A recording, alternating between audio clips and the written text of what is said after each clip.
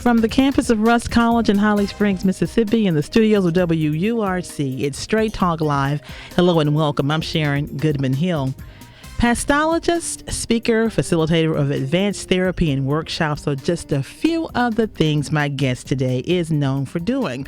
She is the Reverend Dr. Terralyn Curry Avery. She has quite an interesting story, and I know you're going to enjoy this interesting conversation. Straight Talk Live will begin right after NPR News. Stay tuned.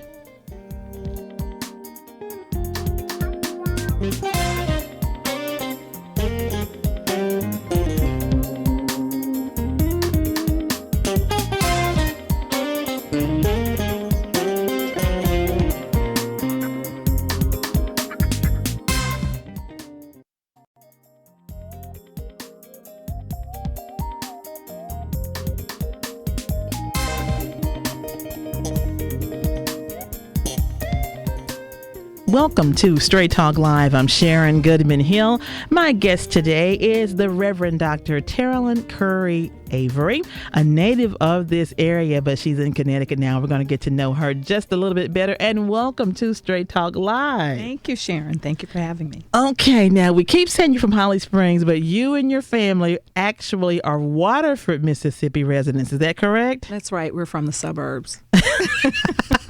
The burbs of Holly Springs. Wow. That's right. Okay, so did you attend schools in Holly Springs, or how did that work? I attended high school in Holly Springs. And for those of you out there listening, my name when I was here was Lisa Curry. As a matter of fact, I do use Lisa as my middle L as my middle initial, but I am now using Terralyn in my professional world, and since I've left here, but just for your listening audience, that's who they'll be able to identify me as. Yeah, and you know, a lot of people now, since Robert Curry is an employee at Rust, a lot of people know Robert Curry, so we can just say Robert Curry's little sister. Is that okay? Well, if you must. Not that I don't love my brother, your sister Evelyn is in the studio with us, and she is giving us a look like, please. Because you see, the issue is when you're the youngest of 10 children, you have to make sure that you have your own identity. Yes. And so I am the youngest, I am his sister, but I am also my own woman as well, so... And as they listen, they already know it because, you know, people keep up with you. You know what I'm saying? Yeah. Even though you're not in this area anymore and you're miles and miles away, they still have asked your mother or someone, how's Lisa doing? And you know how your mom is. She has a right to put on those bragging rights, you know, and just say what this one is doing, what the other one is doing. And you all have definitely made her proud. And I'm going to say probably the reason she's living that long life, you know, you all have really made her proud. Right. So she has that right to do that bragging. Well, it's really interesting to hear you say that because she's always affirmed us. But within our family, I don't feel like she brags when we're all together. So it's kind of nice to hear you say that when she's I don't mean that in a bad way now. I'm just saying she lets you know who her children are and what they're doing. Yes. Not in a boastful kind of way, but in a happy you make me proud kind of way. Yeah, that's what I mean on that one. Yeah. Okay, but after you left Waterford, the suburb of Holly Springs, what did you do after that? So I left in 1983. I graduated Holly High. Okay. And I went to Howard University. Okay. I went there and I majored in psychology, and then I went on to do master's at American University in Washington, D.C., and then I left there and I went on to do a PhD in New York at Hofstra University. So I was a resident there for a while before moving to Connecticut. And once I moved to Connecticut, I met my husband, got married, and that's where I've been ever since. So, what was it like to spread your wings? And I want you to speak to me because in my heart, I would love for my youngest daughter. As I said to my oldest, I want you to go to Howard. And as my daughter got older, I'm like, oh, I don't know if I want you to go that far away. And now with my youngest, I would love for her to go to Howard or somewhere away, you know. But then now as the time is getting closer that she's getting ready to graduate from high school, I'm pulling back those strings and I'm like, you know what? You need to go somewhere close so we can get to you in a couple of hours. So I think I would ask How did you do that? Well, so the question is it about you or is it about her? Now, you said we could talk straight. Yes, and this is Straight Talk Live. The therapist part of me is going to come out because you're asking me how did I do? Yes. But you're the one that seems to be having the issue with sending her to college. And that's typical that parents are very concerned when their children go away to college. But if you really want them to spread their wings, you really have to allow them to go to the school that is good for them and that you think that they might flourish in. Right. So for me, when I went to Howard, I will admit I cried and cried when I left home, but I had sisters who lived in Maryland. So I left going to a place where there was family. And I remember crying and leaving my mother. She was in the kitchen, cleaning up as we were leaving because we drove. And she wasn't crying. She didn't seem to cry. And she said, well, you were the one who wanted to go away to school. And so basically saying, pull yourself together and do this. But she told me later that she really had a hard time seeing her baby leave. And Robert said to her, Mom, how are you feeling? Your baby is gone. She's gone. She's gone. Just rub it in. Yes. And so she told him to be quiet. She didn't want to talk about it. But I loved Howard. Not because it was a party school or any of that. It is. But I wasn't doing any of that sort of thing. But I really loved it. And I had family that was close enough that if I wanted to go visit, I could go and visit. I went to church with them. But really, I spent a lot of time on campus and really just finding my way. And it is so great, as you know, being here at Rust College, to go to a historically Black college and university because there's so many things you learn about yourself. There are things you learn about your history that's just so important. And these other universities are great too, but there's nothing like going to a school that's going to instill pride in you. And I just had a fabulous time and I came into my own. And if your child is in a place where they can go away from home and live successfully, you have to know your children too. Right. Exactly. Because sometimes people send their kids away and they're not ready. And, sometimes kids suffer from depression, anxiety. And when that happens, the people at college are left to deal with those issues. Because I also worked on a college campus at one point as well, too. So if you know that your child is capable of handling it, let her go. I really think she could. However, now I wonder if she's saying it because she knows how I feel. Well, I think I want to go somewhere close so, I won't be so far away from you. I don't know. Is that she's saying it to help me or does she really mean that? This is Straight Talk Live on WURC 88.1 FM, Rust College's public radio station, with my guest today, the Reverend Dr. Terrilyn Curry Avery, who some of the locals would know as just plain old Lisa Curry because you went by your middle name. And, we do that kind of down south. We kind of go by the middle name sometimes. But back to my daughter, I think, I don't know. So I'm going to have to really get in tune to make sure she's selecting something that she wants to do, because I know that's very important, because you don't want to go down the road years from now, well, Mama only went to Mississippi State or whatever, or I only went to Rust because I know you wanted me to stay close to home. I would have gone to Howard. But even if she says, I want to stay because I want to be close to home, it's okay for you to push her a little bit too. My daughters will sometimes fight me tooth and nail because I have a teenage daughter and a 12-year-old and a 14-year-old. And they will fight me about not wanting to do something. And then once they do it, they are thankful that they did it. Now, not always. I have to look and see. They're here in the studio. They might be giving me the evil eye, but there have been things that they've not wanted to do. So what is it that you want for your daughter? What does she want for herself? And just let her fly. Yeah, be herself. That's exactly right. You are. Now, pestologist. I mentioned that earlier when I introduced you at the beginning of the show. What does that term mean? Well, I have my PhD in psychology, so I'm a licensed psychologist, and I have my MDiv. And if I give you a little bit of background, when I finished my PhD, I thought I was absolutely done.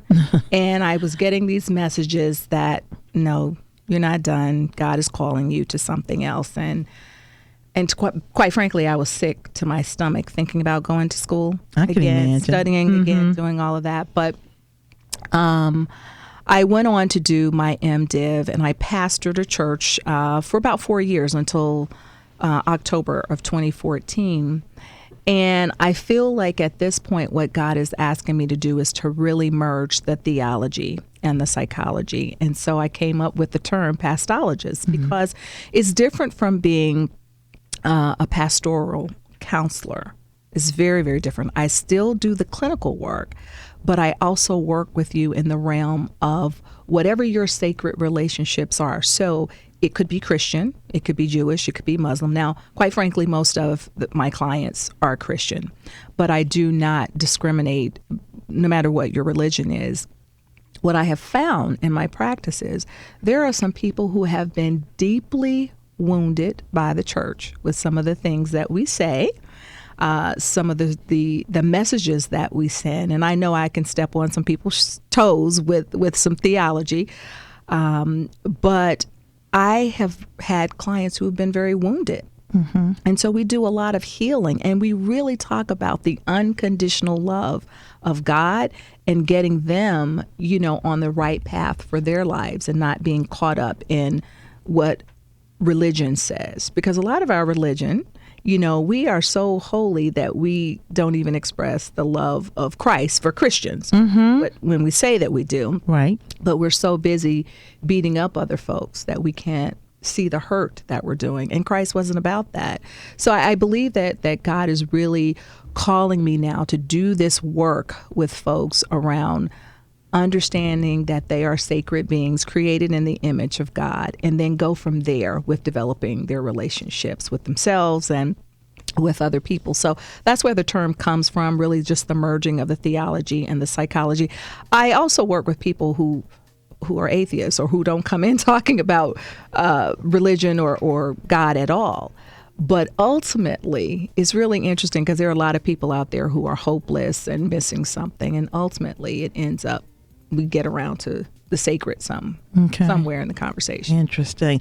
The Reverend Dr. Terralyn Curry Avery, my guest on this edition of Straight Talk Live. We will continue the conversation right after these words. Stay with us.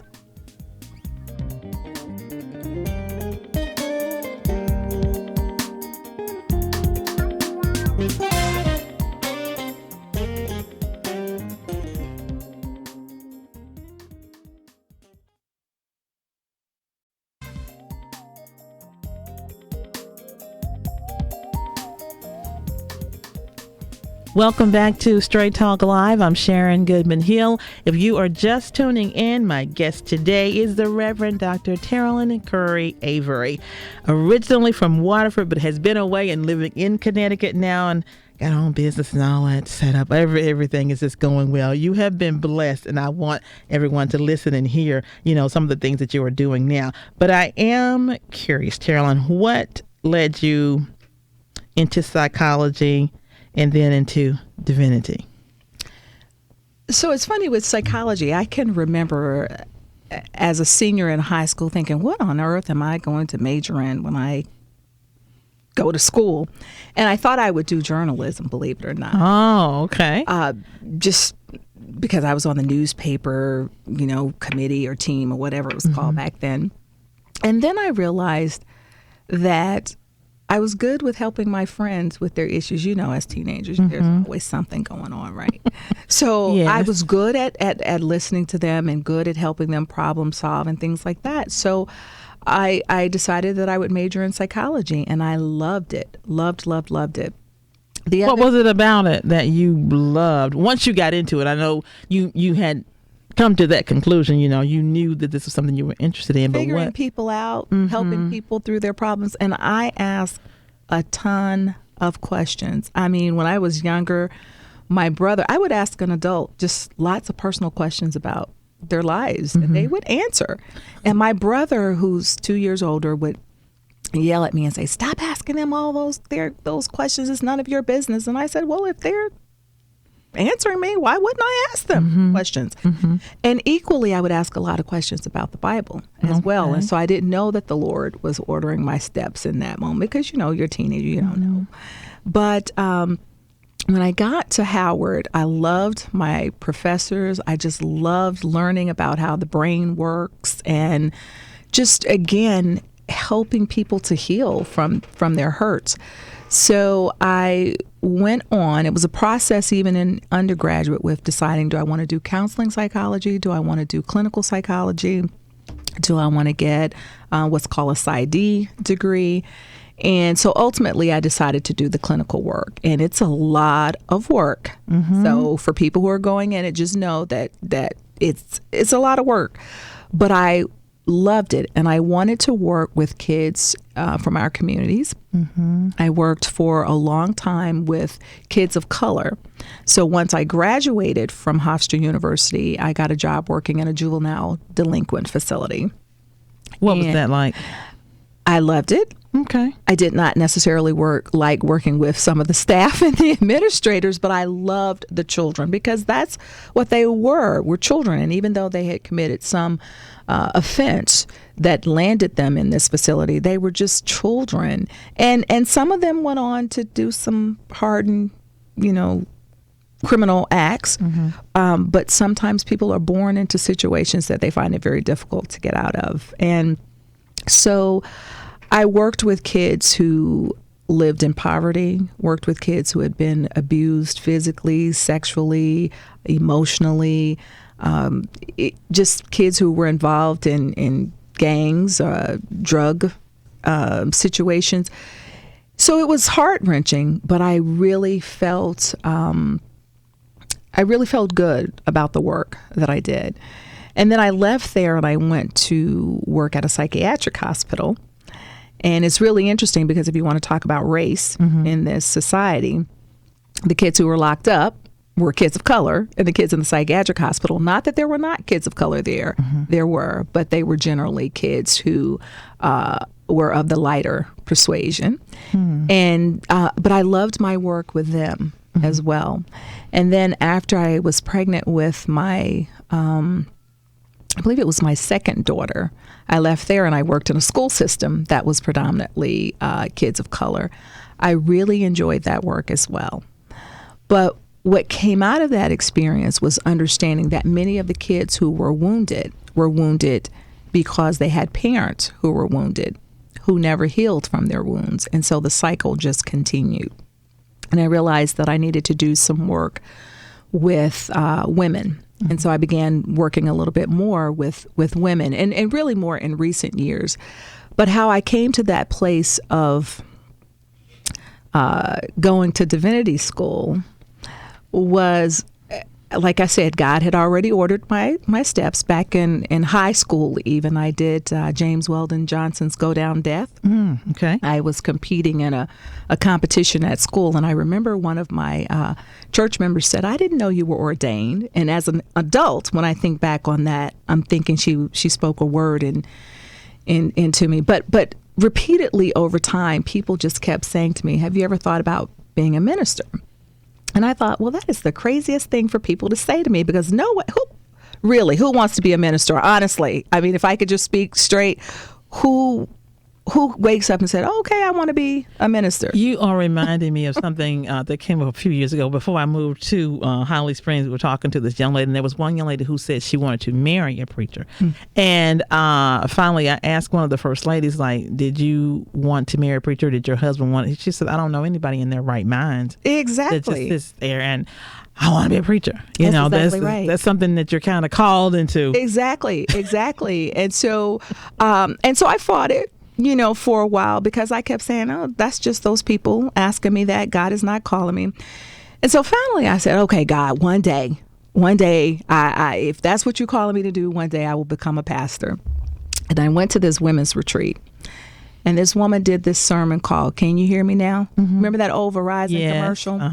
And everything she said, it just punctuated. Whenever she said, can you hear me now? I mean, so much to the point of her saying, when I was younger, I wanted to be a clinical psychologist working with adolescents. Well, I was a clinical psychologist working with adolescents. And she said, oh, when I'm about 50, I'll do that. And I was like, okay, that's exactly what I just said to the Lord before I came to this retreat. And she just kept saying things over and over. And by the time she was done, I was a wreck.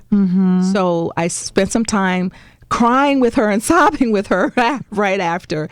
And then I went on to go to school because I knew that God was calling me to do that. And again, to do some sort of women's ministry. And I think that the ministry now really is about going to a larger platform and helping women and others as well. But like I said, I love working with women, but helping women to know who they are in terms of being created as a sacred being. And my practice is called Sacred Intelligence. And my book that I've written is about sacred intelligence as well. And it's really about tapping into that sacred source in order for you to make good decisions. So I feel like I've done what I'm doing because I don't have a choice, because that's what God has called me to do. Now, let me back up. I do have a choice. I could be disobedient. Exactly. But I don't really want to see what's on the other side of that disobedience. No. And besides, quite honestly, I love God, and I'm so thankful for my parents and my siblings and just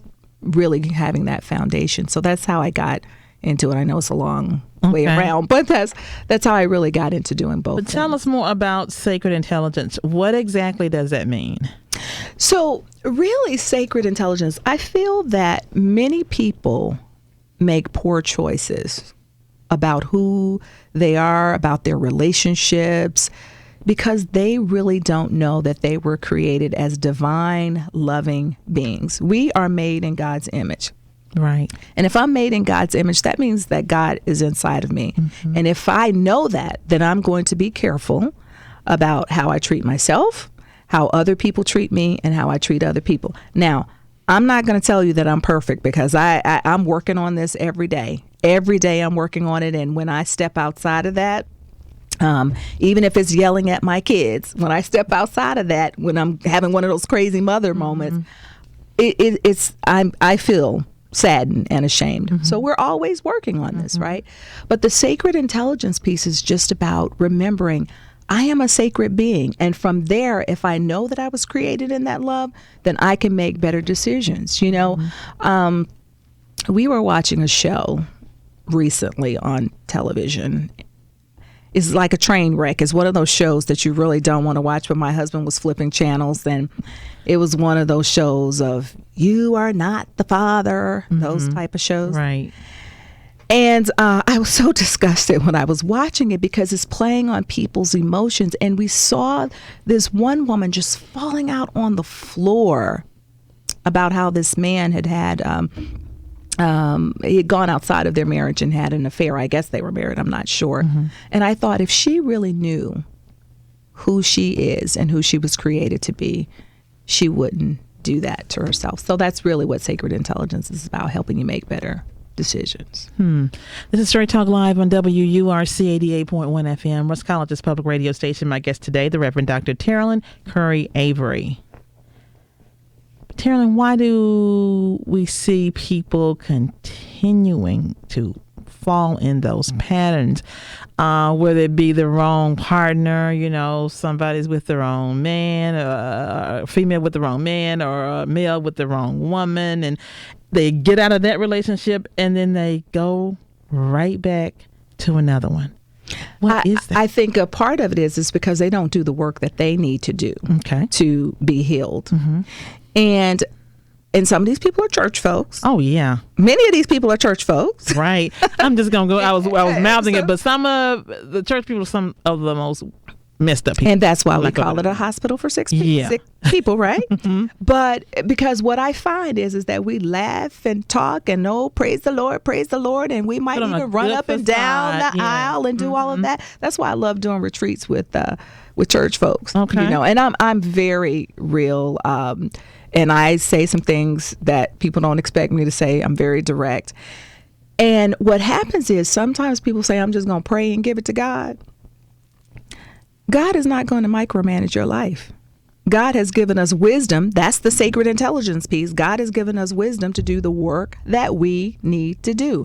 And so there are just some things you can sit there and pray all day about. God wants you to get up off your behind and go do the work that you need to do. So that's one thing. But also church, again, can abuse people, because we know that there are folks in the church, even sometimes in authority, who abuse folks in the church, and they just follow along. Sometimes I'll find that there have been women or men who've been victimized in some way with the church. The very place they've gone for healing, there's somebody in there that's like a vulture that just grasp on to that part of them that needs the healing, and they flip it and they abuse it. Now that's one area, because I don't want church folks to be beating me up totally. But there are also folks who don't recognize that they can change. And so they repeat the patterns, and they say, well, this is how my mama was, this is how my daddy was, or they're defeated and they just don't feel good about themselves. So that's why you can see that woman on the floor on public television, where she's probably been paid $50 to be on the show.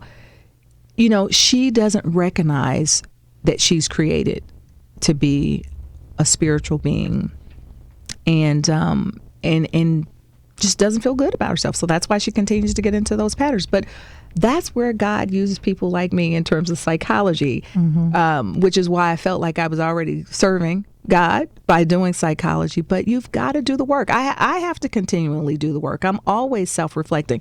And again, I'm not always good at it, you know, but you still have to continuously do the work that you need to do. And most people don't really want to work that hard to have a different life. Yeah, because that is a lot of work, and a lot of times we don't like being truthful. I was watching one of your television shows. We know we're going to talk about that more a little bit later, but you have your own television show, and you said one of the things that we hate to do even is just look at ourselves in the mirror. That's right. Why is that so hard?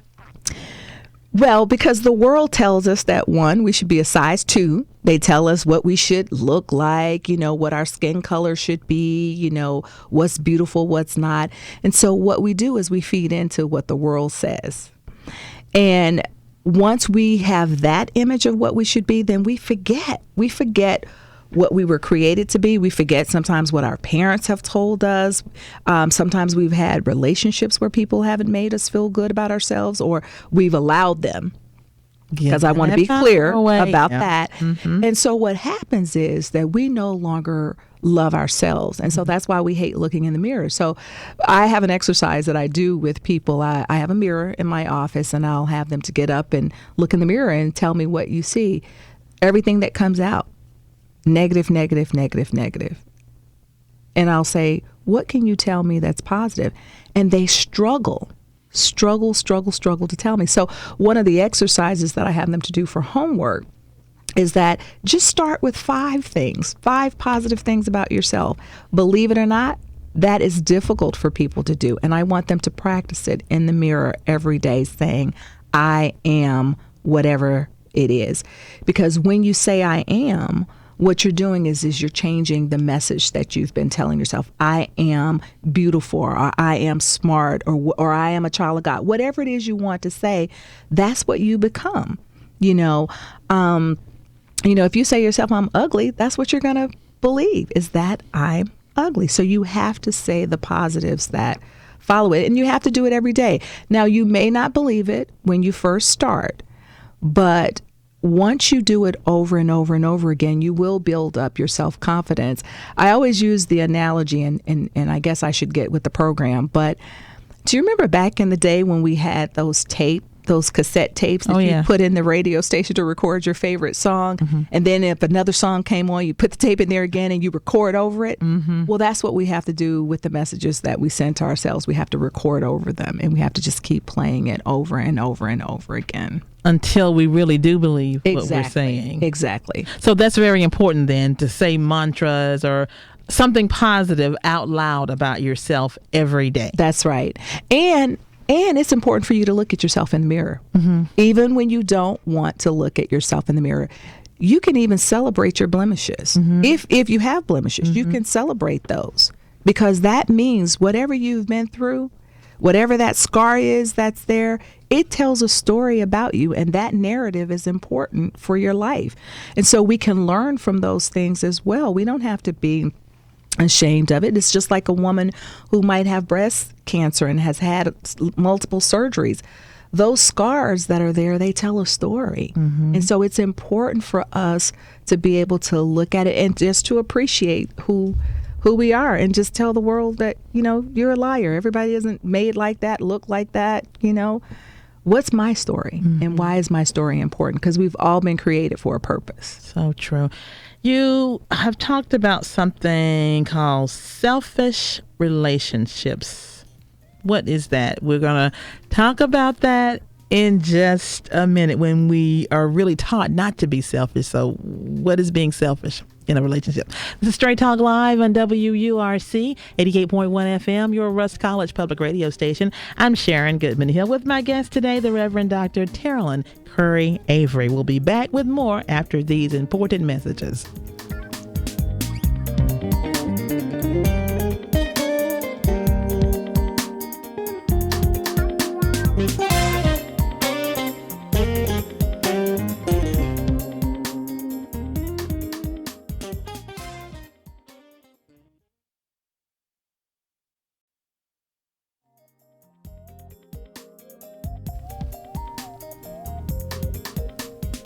Welcome back to Straight Talk Live. I'm Sharon Goodman Hill. If you're just joining me, my guest today is the Reverend Dr. Terrilyn Curry Avery, and she's a pastologist. And just quickly, Terrilyn, if you could tell us again what pastologist is before we go back into what I asked you about before the break. Okay. Pastologist really just means it's the practice of psychology and theology. And don't go online and look it up, because it's something that I actually just trademarked. So, it's new and in the making.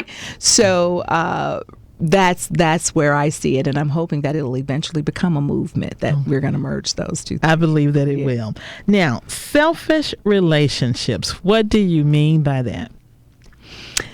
So it's really interesting that term selfish, because when I used it, when I first came out with it for part of my mission statement, in my tagline, I say for Sacred Intelligence, which is my office name, my professional name there, and it's called Deepening Your Sacred, Selfish, and Shared Relationships. So I did a little poll to see what people thought about it before I implemented it, and they're like, well, I don't know about that word selfish. And I said, that's exactly why I'm using it, because I want to be provocative. Let me ask you a question. How often do you put yourself first when it comes to your children and other folks around you? If you have 10 things to do and 5 of them involve your children or someone else, and then the other 5 involve you, how often do you say, okay, I'm going to do what Sharon needs to do first? Most of the time, I do put myself, as you started asking the questions, I'm like, oh, wow. I'm thinking about scenarios and things that have happened just recently. One being, someone sent me this wonderful opportunity for the summer, but my first thought was, well, who's going to take Larissa to her summer camps if I'm gone for 2 weeks to a camp that I would need, and not necessarily need, but it's good, to go and get development and that kind of thing. But my first thought was, and then when I said it out loud, my daughter said, who's going to take me to my summer camps? But that was my first thought. So to answer your question, I do put myself on the back burner. It's just like to see about everybody else. But we also know that phrase that if mama's not happy and if mama's not well, the rest of the people around us are not going to be Mama right. ain't happy, nobody. That's exactly right. Because what we find ourselves doing is being cranky and irritable and all those other things, right? So it is very important for us to be selfish in the sense that we are taking the time that we need to make sure that we are happy and whole in order for us to pour out to other folks. Now, I won't say that we're going to be selfish all the time, in the sense that, some parents don't think about their kids. Some parents don't spend any time with their kids or their family or their work. It's really all about them. I'm not talking about being a narcissist. Right. What I'm talking about is taking that time for yourself to get away for that 2 weeks to help develop you, to help replenish you, to nourish you so that you can do what you need to do when you return. But the other part of the selfish piece is, if you know you have some issues, as we all have some issues, right, go work on yourself. That's really what that's about. So if you know whatever those deep little dark secrets that we have over here that we don't want anybody else to know about us, go do the work. If you know you have self-esteem issues, go work on that. If you know that you're unhappy, go work on that. If you know that you have these insecurities that show up in your relationship with other folks, go do what you need to do and stop giving the other folks hell. That's really what you're doing. So the selfish piece is about doing the psychological work that you need to do as well. And how do we do that, though, without, because, I feel that mental health is one of the things that gets put on the back burner too. Now, we do a little bit more, not like we should with our physical health, but the mental health is kind of put on the back burner. So how do we take care of ourselves mentally? Well, I think one of the first things that we have to do, particularly for people of color, and because quite honestly, most of my clients are not people of color in my private practice. I've done the work, in other settings, but in my private practice is really not people of color who are coming in. We have to get over the stigma that there is something wrong with going to therapy. We all have issues. There is not one person on this earth who does not have something that they need to deal with. Right. And I see therapy as your gift to yourself. Because how many times can you go and listen to, talk with someone who's going to have your interests in mind? If you go and talk to someone in your family, they may be listening to you on some level, and I know my family will probably disagree with it, but then at some point, something's going to come up where it's really about the dynamic of you and that other person unintentionally. Even when you're telling people what you need, and people may respond in such a way that it's like, well, I never said anything like that. I've been supportive of you. Honey, it's not about you right now. I'm just telling you this is what I need in this moment. Well, if you go to a therapist, you don't have to deal with any of that. The therapist is there to help you process. So that's the first thing, is get over the stigma. The second thing is, learn to talk to other folks. So even if it's not a therapist that you're going to, learn to talk to other folks to see what are the resources that are out here for me to get help, and to know that it's okay to ask for help. The third thing I would say is get beyond the shame of whatever it is that you need to talk about and to deal with. Get beyond it, because whatever I tell people when they come into therapy, whatever you're going to tell me, I guarantee you, I've heard some version of it before. So you're not going to shock me. People will say things and they wait for me to have like a shocked look on my face. And I'm just waiting to see what the next thing is, because I've heard it. Now, I will tell you, sometimes I laugh when my clients say some things to me, because they can say some stuff that's just kind of out there, but we laugh together in a good way.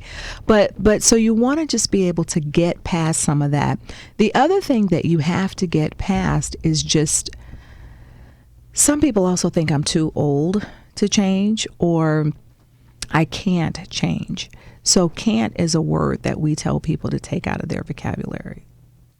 You can change. And then to get beyond the fear. I mean, I could go on and on and on with getting people to understand why it's so important to go get the help that you need. But I just want to say, and particularly if you have some young listeners who are listening today, the sooner you start working on this, the better you are, because then you don't take that baggage into your relationships, whatever those relationships are, even if it's relationships with coworkers or girlfriends, boyfriends, whatever the case may be. Go do the work that you need to do on yourself. Give yourself a gift. And if they start early enough, like you said, they won't have to take that. That's right. And make the same mistakes that maybe they saw a mom or a dad or someone else make if they just kind of work on themselves. Right. What do you suggest we use to work on ourselves? Should we read books, should we, well, one thing we know, probably get some professional help and not be embarrassed about it. Exactly. Now, of course, I'm going to tell you to read books since I'm just writing one. So I want you to go out and get my book and read it. But right. But just know that even in my book, for instance, I actually have exercises for people to do, and hopefully am asking some poignant questions to get you thinking. But that is not nearly enough. You've got to practice this stuff over and over and over again. Really quickly, I had a client who came into my office the other day, and she says, for years I've been reading all this self-help stuff. Mm-hmm. And she said, I know it, but it's the putting it into practice. So I told her, don't read any more books. So she was real cute. She said, well, can I read your book?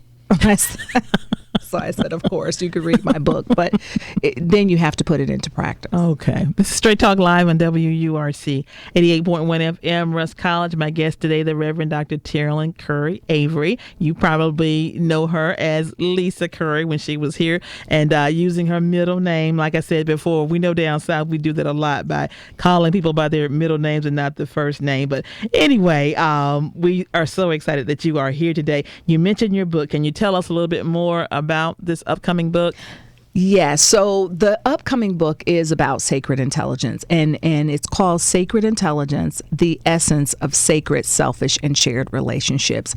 So in the book, I discuss what I think are the three primary relationships that we should have, and that being the relationship with the sacred, God, or whatever people choose to call their spiritual beings. If we began with that relationship, spending time with that sacred relationship, it calls us back to who we are, who we were created to be. And that sacred relationship guides our every movement. We don't go to the left or right without consulting that sacred being. And if you spend time with the sacred, you get to really know when the sacred is saying something versus when your own mind is saying something versus when those people over there are telling you something. You'll say, nah, I know that's not what the sacred is telling me. So you want to spend time developing that relationship, much like when you're courting. Mm-hmm. I know people don't use courting these days because really people today just hook up. Right. And that's a whole nother story. But when you spend time courting folks, wooing them, mm-hmm. you get to know what pleases them. Hopefully they're knowing what pleases you. And so that's the same thing we have to do with the sacred. Once we've developed that relationship, then there's the selfish piece that we just talked about, is that you begin to work on yourself. And then the third piece is that shared relationship. And the shared relationships is really about how we treat one another. So the essence of all three of those relationships, though, is that sacred intelligence, making those good choices. So some of us in relationships, we see the signs before we go into them that this ain't going to be good. But still go into them. Well, we go into them for a number of reasons. Mm-hmm. Sometimes we go into them, if I could speak quite frankly, because the sex is good. Mm-hmm. We go into them because we can have good conversations. Yes, I know my kids are giving me the evil eye, but listen, I'm really real, and mm-hmm. I already know at 12 and 14. Mm-hmm. What kids are doing and what they're thinking. Now, I'm not talking about my kids, right? But I do know. I worked with teenagers, mm-hmm. so I know what happens. Mm-hmm. So sometimes we just go in because they're fine. They look so good. They're buying me things. They're doing this. They're doing that. You see the signs before you go in. Mm-hmm. So it would behoove you, because folks, they're not going to change just because they're hooking up with you. No. Far from it. So you just got to really look at what's in front of you and make some different choices, I think, about, is this a good relationship? Is it not? Even at work, because I'll tell you, there have been people who've been abused as children by their parents. They end up getting in work relationships that are equally abusive. Mm. And they have so sometimes I have to counsel people out of those jobs because it's just replicating what they grew up with. So the cycle just repeats itself in different ways. Yeah, kind of what they're familiar with, I guess, and kind of Exactly. just gravitate to it. Yes. Well, we do, because we kind of put out an energy, don't we? Where we just gravitate towards the same thing, and sometimes we do it and we don't even know it. It's just like people who think positive and put out positive energy, positive things come back to them. That's not to say that there's never anything bad that's going to happen, but you'll generally see like this positive energy around them. But when you think about negative stuff, if you're always thinking about negative stuff, you're going to find yourself in a cycle where it's just you're creating these things to happen over and over and over again, or it just comes to you. Yeah. Something to definitely think about on that one. Yes. Churches, as we mentioned earlier, are supposed to be our spiritual hospitals, but we have already, and you've alluded to the fact that sometimes that's the place where people get hurt the most. What do you think, your opinion, and we're talking to a professional here, what should churches do, generally speaking, to stop that cycle? Because often we see jealousy in the church. They say it's not there, but it is. We see backbiting. We see things that should not be named among the saints. I'll just put it like it says in the Bible. What can churches do to turn that around and to really become these places of healing that they're supposed to be, instead of running people away? Sometimes that happens. So you know what's really funny? I have a fellow woman in clergy who says that people are living biblical lives. So if you think about Abraham, if you think about Jacob, and if you think about David, they were scoundrels. Yeah. And we need to be real about the type of behaviors that they did. But then God still found something good in them. And so the one thing I do want to say is that to remember that even when people are in church acting crazy, if I may use that term, yes, there's still something good in them. And so we still got to keep on praying. But those are people who have been so wounded that they haven't found their place of healing. And so they come into the church and they act it out. It's also a place where people get caught up in power from the pastor on down. Right. And all of us love people flocking to us, telling us how good we are and all those other things. And if we are not careful and we forget what we are called to do, we get sucked right in when folks are flocking around you being, oh, you're just so sweet, you're just so this or you're so that. And then some people who are just straight up haven't dealt with their psychological issues. And I don't really mean any major things. But if you haven't dealt with your own craziness, it's not going to change because you go up in there and say amen on Sunday. Right. So that's why it comes out in that committee meeting you're having. That's why it comes out in people who are tight-fisted on the budget committee who are not going to let you have money that you need in order to put this program on, right? It comes out in all those little ways because they haven't dealt with their stuff. And these are the most holier than thou folks, right? Okay. Yeah. Now, you have a television show. Our time is so quickly getting away, but you have a television show. Talk to us about that and tell us how we can view your show even right here in Holly Springs. Yes, you can. As a matter of fact, I know some of my home people have actually seen the show. I have a public access show called Sacred Intelligence with your host, Dr. Terrell Curry Avery. And what I typically do is I upload it on YouTube. So you can go either to my website at www.sacredintelligence.com, or you can go to YouTube and you can plug in Sacred Intelligence TV with Dr. Terrell Curry Avery, and the links are right there and you can see all of my shows. I would love for people to watch. I am a little different.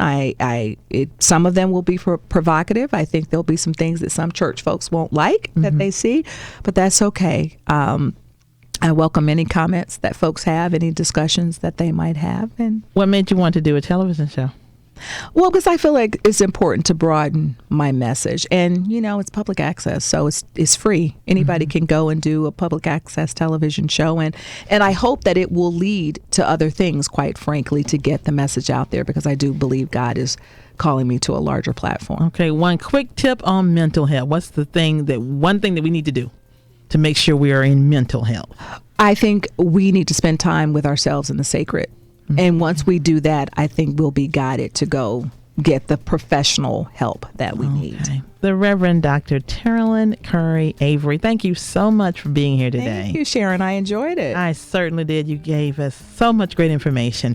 And we thank you, our listeners, for tuning in to this edition of Straight Talk Live. Be sure to do so each and every Thursday at 10 a.m. and for the rebroadcast at 5 p.m. right here on WURC 88.1 FM, your Rust College Public Radio station. I'm Sharon Goodman Hill.